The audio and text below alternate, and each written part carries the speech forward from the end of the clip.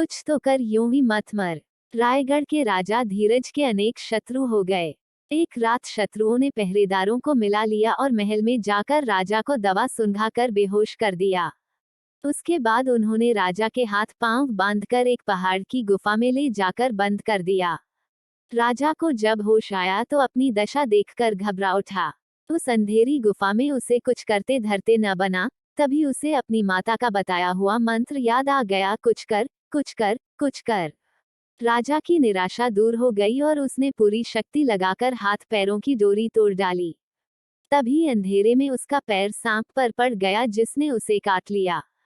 राजा फिर घबराया, किंतु फिर तत्काल ही उसे वही मंत्र, कुछ कर, कुछ कर, कुछ कर, याद आ गया।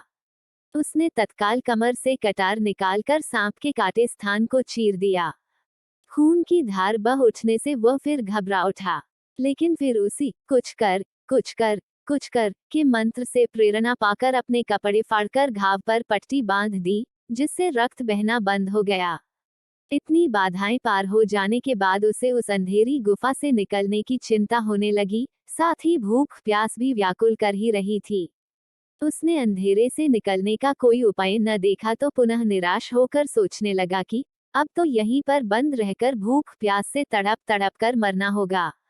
वह उदास होकर बैठा ही था कि पुनः उसे माँ का बताया हुआ मंत्र, कुछ कर, कुछ कर, कुछ कर, याद आ गया और द्वार के पास आकर गुफा के मुख पर लगे पत्थर को धक्का देने लगा। बहुत बार प्राणपण से जोर लगाने पर अंततः पत्थर लुढ़क गया और राजा गुफा से निकलकर अपने महल में वापस आ गया।